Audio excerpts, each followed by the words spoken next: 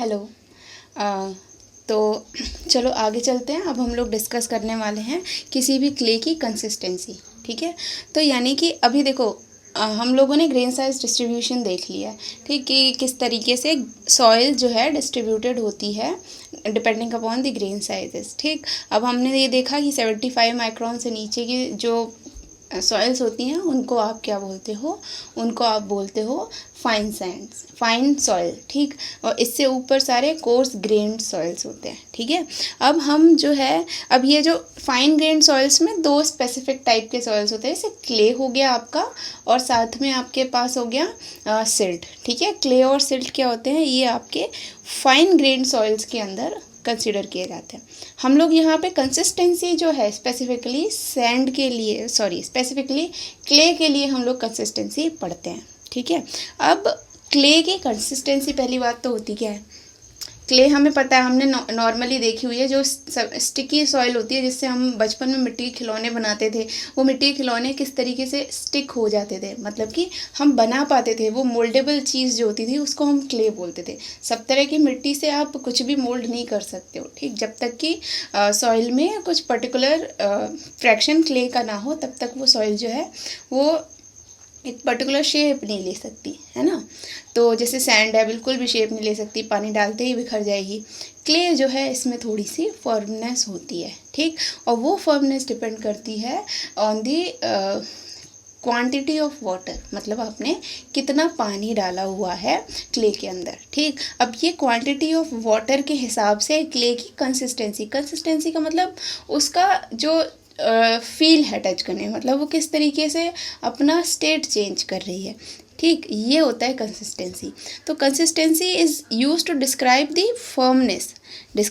Firmness of soil in terms of such as soft है soil, यानी soft है, firm है, बहुत स्टिफ है, कुछ होती है बहुत कड़क हो जाती है। ठीक, मतलब आप छू के उसको मोल्ड नहीं कर सकते, बहुत टाइटली मोल्ड होगी, बहुत स्ट्रेस लगाना पड़ता है तो वो मोल्ड होती है।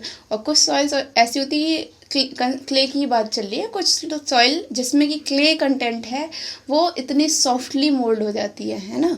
तो ये कंसिस्टेंसी है, उसकी फर्मनेस बताना किसी भी सॉइल की।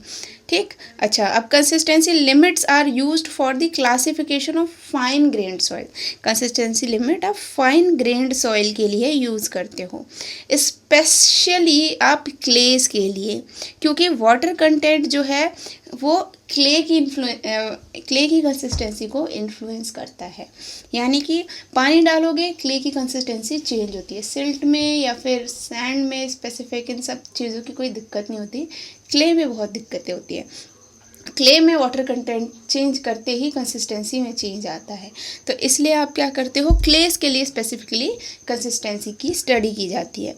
अब आपके पास 4 स्टेजेस होती है जिसमें क्ले की कंसिस्टेंसी आप मेजर करते हो।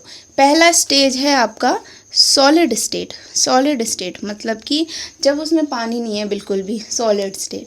दूसरा होता है आपका सेमी सॉलिड स्टेट, पानी नहीं है तो क्ले देखा है आपने, एकदम पत्थर की तरह हो रखी होती है, सूखी हुई, एकदम ड्राई। अब उसमें जैसे ही थोड़ा सा पानी डालोगे वो थोड़ा सॉलिड से सेमी सॉलिड स्टेट में आना स्टार्ट करेगी।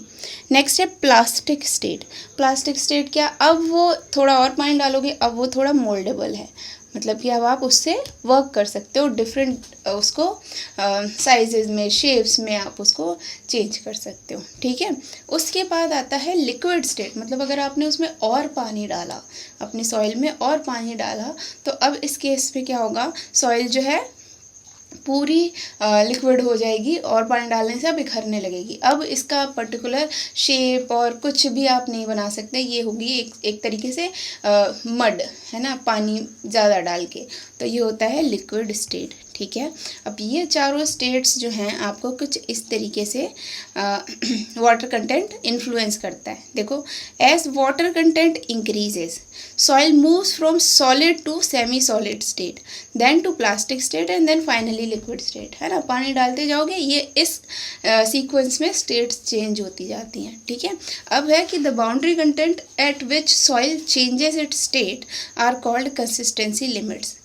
यानी कि सॉलिड से जिस पर्टिकुलर पानी का आपने वैल्यू डाली थी, जिस पर्टिकुलर पानी पे सॉइल सॉलिड से क्या हुई, सेमी सॉलिड हो गई, सडनली सडनली नहीं, मतलब एट ब्रेकेज पे था, जैसे ही आपने डाला अब वो सेमी सॉलिड में कन्वर्ट हो गई। उस पर्टिकुलर ये जो वाटर कंटेंट था ये एक लिमिट है, कंसिस्टेंसी की लिमिट, इस पे सॉलिड से सेमी सॉलिड में आई।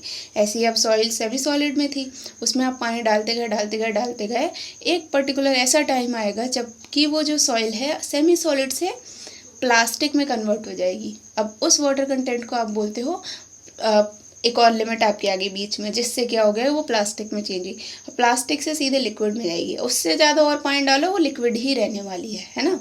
तो अब प्लास्टिक से जैसे लिक्विड में आई एक पर्टिकुलर वाटर कंटेंट पे, तो ये जो 3 लिमिट्स मिली इनको आप नाम देते हो कंसिस्टेंसी लिमिट, कंसिस्टेंसी लिमिट, या फिर इनको एटरबर्ग्स लिमिट भी बोलते हो।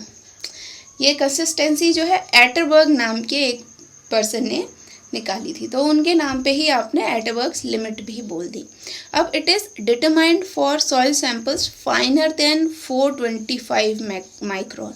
425 माइक्रोन से भी छोटे पार्टिकल्स के लिए आप कंसिस्टेंसी लिमिट डिफाइन करते हो, ठीक है। ये हो गया आपका कंसिस्टेंसी लिमिट। अब यहाँ देखो कर्व कुछ इस तरीके से कर्व बनता है इसका, इसको भी अभी हम और डिटेल में पढ़ेंगे। अभी देखो शुरू में सॉइल क्या थी, उसका खुद का कुछ मास होगा, ड्राई है एकदम तो उसका खुद का एक वॉल्यूम होगा। सॉइल में देखो वॉइड्स होते हैं, तो उसका खुद का कुछ वॉइड होगा, तो खुद का कुछ वॉल्यूम होगा, ये है वीडी, इनिशियल उसका वॉल्यूम था। अब ये देखो यहाँ आप एक ग्राफ बनाते हो वॉल्यूम में और वाटर कंटेंट में, वॉल्यूम में और वाटर कंटेंट में। वाटर कंटेंट बढ़ रहा है, वॉल्यूम बढ़ रहा है। किस तरीके से आपको पानी डालते डालते सॉइल के वॉल्यूम में क्या चेंजेस आते हैं वो आप इस कर्व से देख सकते हो, ठीक है। अब यहाँ देखो आपके पास, देखो अब आपके पास क्या है, इनिशियल सॉइल का कुछ, अगर एकदम ड्राई सॉइल है उसका कुछ वॉल्यूम होगा वीडी, ठीक है। यहाँ पे वो सॉलिड स्टेट में, अब आप पानी डालना स्टार्ट कर रहे हो, यहाँ से आप इनिशियली पानी डालना स्टार्ट करते हो। एक चीज़ नोट करना, पानी डालते हुए आप क्या देखोगे कि जब तक कि आप ये WS is the shrinkage limit, WS is the shrinkage limit, ठीक है। अब जब तक कि आप क्या श्रिंकेज लिमिट तक नहीं पहुंच जाते, आप यहाँ पे पानी डाल रहे हो, आप यहाँ पे पानी डाल रहे हो, लेकिन ये जो वॉल्यूम है वॉल्यूम VD ये चेंज नहीं हो रहा। मतलब सॉइल का अगर आपने जो भी वॉल्यूम लिया वो पर्टिकुलर वॉल्यूम में आप पानी डाल रहे हो, वॉल्यूम बढ़ना चाहिए था ना, लेकिन वॉल्यूम नहीं बढ़ता अप टू श्रिंकेज लिमिट तक। अब ऐसा क्यों होता है, क्योंकि देखो सॉइल में पहले से ही वॉइड्स प्रेजेंट है, वॉइड में एयर है, वही एयर को रिप्लेस करके अभी वाटर फिल हो रहा है। तो जब तक पूरी वॉइड्स ना फिल हो जाएं, एयर से हटा के पानी से रिप्लेस ना हो जाए, तब तक वॉल्यूम में चेंज आने नहीं वाला। जैसे ही सारी वॉइड्स फिल हो जाएंगी और पानी डालोगे तब वॉल्यूम थोड़ा सा बढ़ेगा सॉइल का। तो up to shrinkage limit VD यानी वॉल्यूम सॉइल का चेंज नहीं होता, ठीक। ये जो स्ट्रेट लाइन बोल रही है, ये जो स्ट्रेट लाइन बता रही है, ये हमको यही बता रही है कि up to shrinkage limit VD ही है ना। जैसे ही श्रिंकेज लिमिट आ गया, मतलब यहाँ से अब सॉलिड स्टेट से सेमी सॉलिड में गया, मतलब अब पानी का थोड़ा सा फ़र्क पड़ना चालू हुआ। तो जैसे ही सॉलिड स्टेट से सेमी सॉलिड स्टेट में गया, आप क्या देखते हो, अब सेमी सॉलिड से फिर प्लास्टिक में गया, फिर लिक्विड स्टेट में गया, आप एक लीनियर चेंज इन वॉल्यूम देखते हो।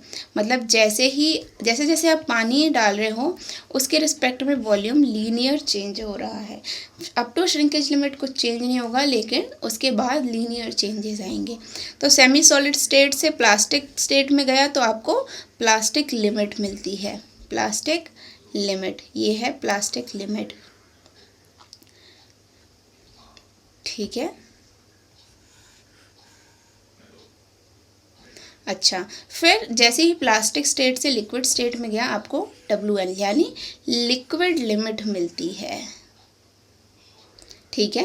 तो ये हो गए आपके WS, WP, WL। इस तरीके से वॉल्यूम में चेंजेस आते हैं with respect to water content, पानी चेंज करते जाओ। अब ये लिमिट्स किस तरह से डिफाइन होती हैं, ग्राफ में इस तरह से शो कर सकते हैं, डिफाइन होती हैं, क्या होती हैं, किस तरह से आप निकालते हो, ये सब हम लोग पढ़ेंगे नेक्स्ट लेक्चर्स में। आई होप आप लोग को क्लियर होगा। Thank you.